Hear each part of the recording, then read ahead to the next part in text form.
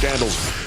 Bush. Number 3, more Torture-Gate. The guards and Stalagmeisters at Gitmo used to use a technique called frequent flyer, in which detainees were repeatedly moved from cell to cell to cell to punish them with disorientation and sleep deprivation. In one case, one detainee was moved 6 times a day for 12 days. Saying it was abusive, the Pentagon ordered an end to the frequent flyer program in March 2004. Now a Pentagon investigation, complete with incriminating documents, proves that the Gitmo guards were still doing it several months after they had been told to stop.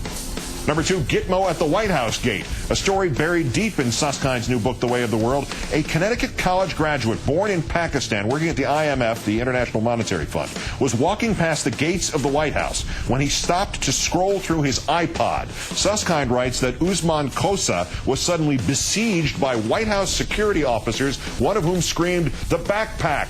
They ripped Khosa's knapsack from his back and dumped its contents on the sidewalk. Then they threw him into an SUV, drove him into the White House, took him into the basement and into a heretofore unreported interrogation room in the White House. Cement walls, hanging light bulb, mounted video camera, the works.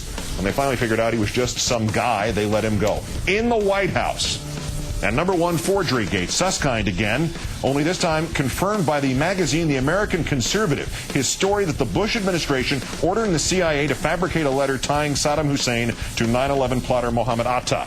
Writing in The American Conservative, Philip Giraldi says that an extremely reliable and well-placed source in the intelligence community said it is true, and that moreover, Vice President Cheney was personally behind the forgery. Giraldi's source says that Susskind is incorrect in one detail only, that Cheney and the White House did not go to the CIA to create the fake letter. Cheney, Giraldi writes, hated and mistrusted the agency and would not have used it for such a sensitive assignment. Instead, he went to Doug Feith's Office of Special Plans and asked them to do the job. It was Feith's office that produced the letter and then surfaced it to the media in Iraq.